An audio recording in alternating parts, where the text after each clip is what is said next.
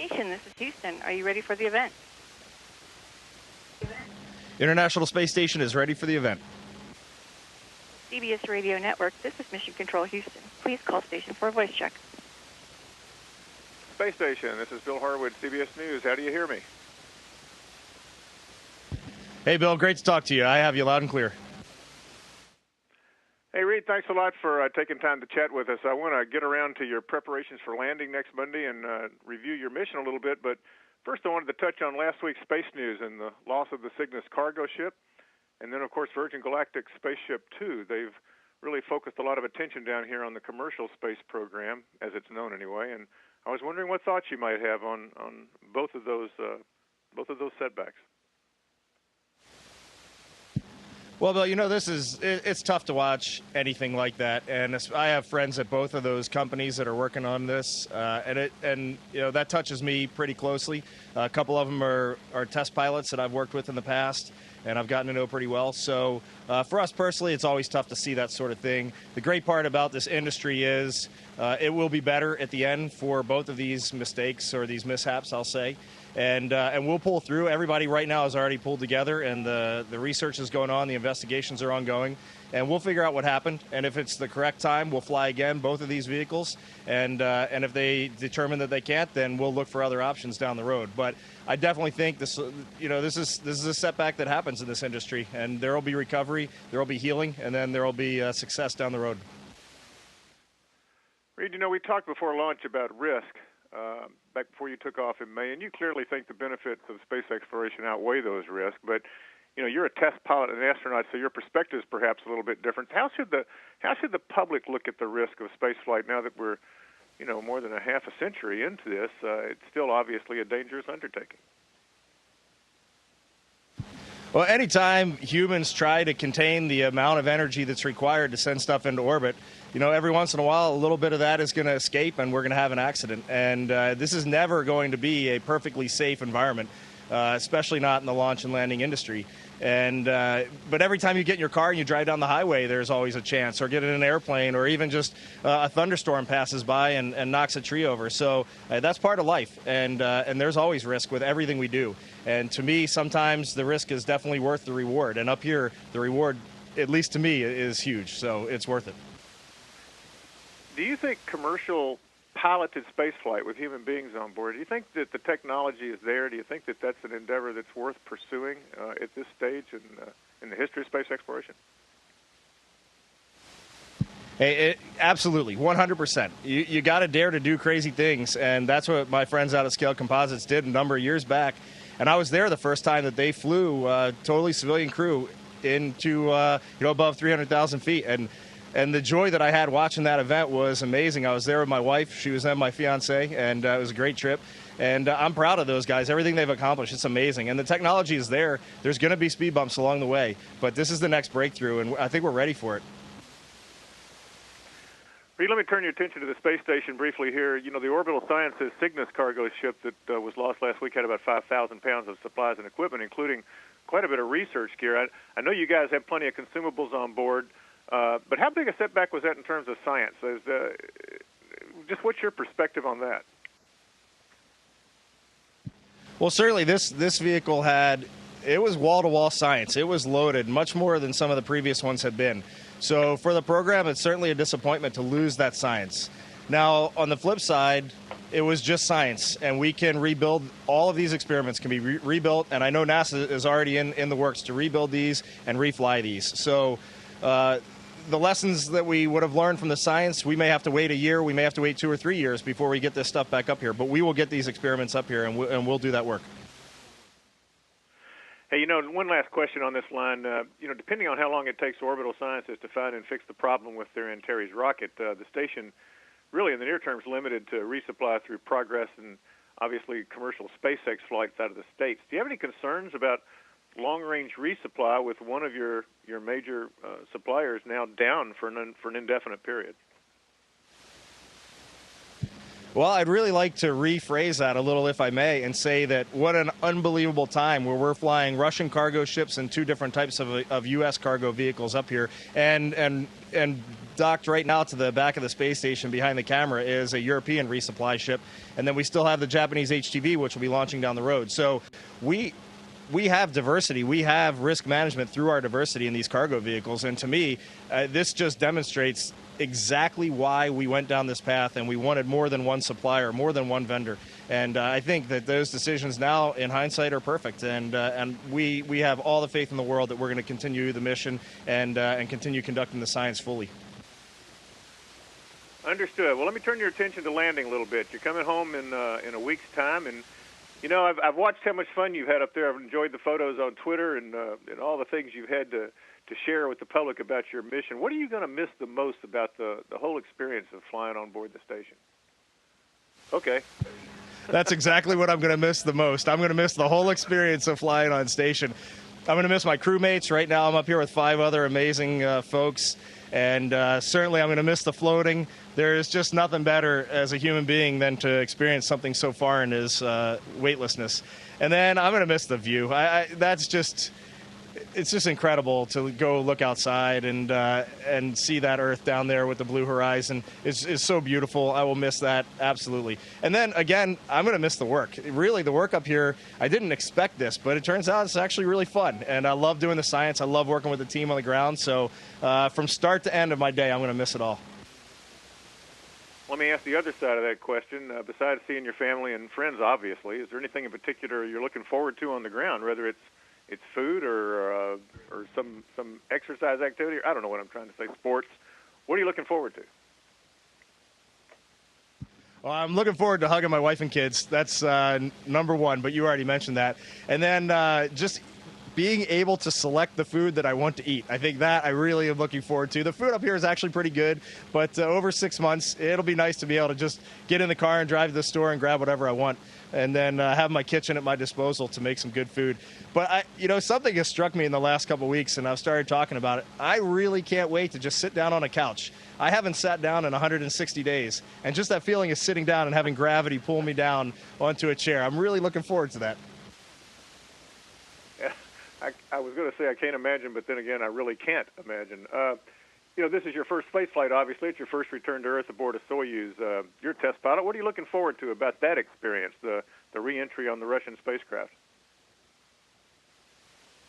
I'm looking forward to experiencing it. Everyone I talk to says it's the world's greatest roller coaster ride, and I think nothing can mentally prepare me for this except going through it. So let's just go through it, and then I'm sure I'll have some great stories on the other side to share with you. You mentioned a minute ago the views of the Earth. One of the questions I jotted down to myself was there anything in particular that you've seen up there that will stand out more than something else? Any particular site on the ground below that you found really particularly striking? All of it?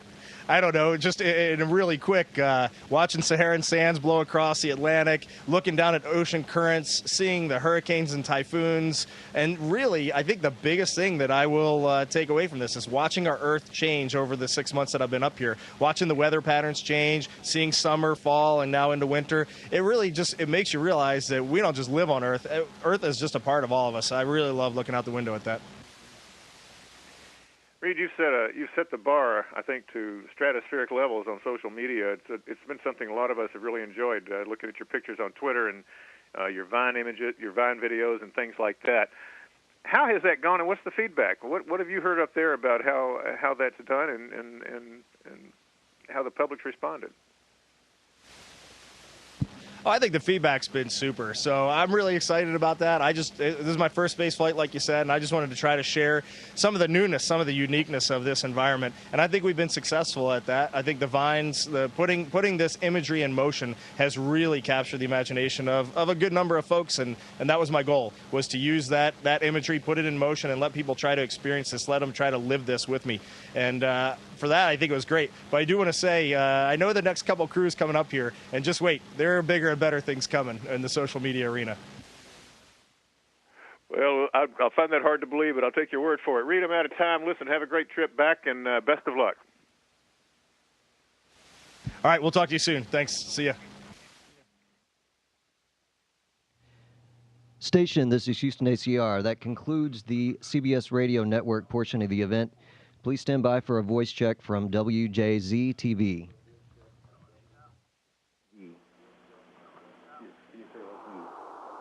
this is WJZ-TV. How do you hear me? Station, this is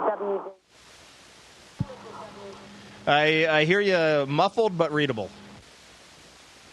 But readable. But readable. But readable. But readable. But readable. But readable. But readable. But readable. What a special interview this morning. Reid Wiseman joining us live from the ISS. Thank you so much for talking with us. Thank you so much for talking with us. Hey, absolutely. It's my pleasure to be here talking with my hometown, and we've done it several times. It's great to see you again. It's great to see you again. So your time on the ISS is coming to an end. What will you miss the most? Oh, I think I'm going to miss everything the most. I'm going to miss weightlessness. Floating around up here is absolutely fantastic. I will definitely miss the view outside. And, I'll miss my 5 other crewmates. We've become quite a family up here, and it's great to work with these folks. We got to watch your spacewalks live, and it was just incredible. Can you tell us what that's like? Walk us through it. Walk us through it. Oh, I can tell you it is, I'm not sure what it looks like on TV, but it's the most difficult thing I've ever done in my life. There are moments of fear. There's moments of extreme excitement, and then looking out with just that tiny visor on at the Earth, everything is so vivid. It's so clear, much more clear than when we look through our thick glass windows here on the station. But I'll say it is a long day. We were in that suit outside for 6.5 hours, but even before we go outside, there's 4 hours of prep in the suit. So by the end of the day, you're physically exhausted. It's extremely hard work, both taxing mentally and physically. This was your first space flight. Did reality live up to your expectations? I was worried that I had put way too many expectations on this, but in the end, it blew them away. Just a first glimpse out right after launch of our Earth, and I already knew that everything was worth it. Everything was absolutely worth it. Anything surprise you up there? Anything you did not expect? Anything surprise you?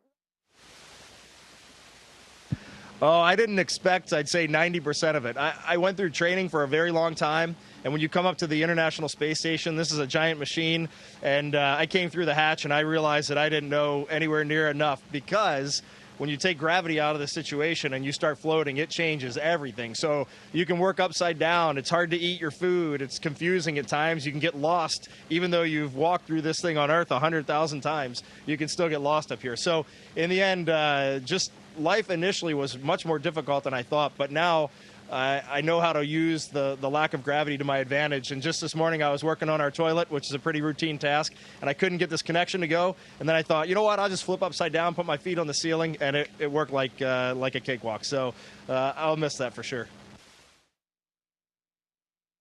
We want to thank you for all the photos and videos that you shared with us on social media. Just these amazing photos, and the very first vine sent from space in history. That was a big part of your journey, sharing it with all of us. Oh, it definitely was a big part, but that was the easiest part. And in the end, it was really fun, because I almost have a journal documenting my entire time up here, so I can go back and look at that feed. And I was doing it the other day. I snuck onto the internet on my day off, and I was just looking, and it was really neat just to watch the progression throughout the entire flight and to see people's reaction. I really like that. So for me, this was a great kind of journaling documentation experience. Once you're back on planet Earth, what are you looking forward to the most, and what's the first thing you're going to do? Well, the first thing I'm going to do is get carried out of my spaceship, because it will be tough to walk. And then about 20 hours later, I should be back in Houston at home. And the first thing I want to do there is hug my wife and kids. I miss them way more than I expected, and so I'm very much looking forward to that. And then once life starts to settle down, I think I'm going to get a pizza, a soda perhaps, because I haven't had anything carbonated in a long time, and I just want to sit down in a chair. Haven't done that in a while either. Baltimore's Reid Wiseman, such a pleasure talking to you, and we cannot wait to welcome you back home. Thank you so much. Thanks. I can't wait to get there and see y'all. Take care. Station, this is Houston ACR. That concludes the event. Thank you. Thank you, CBS Radio Network and WJZ-TV. Station, we are now resuming operational audio communications.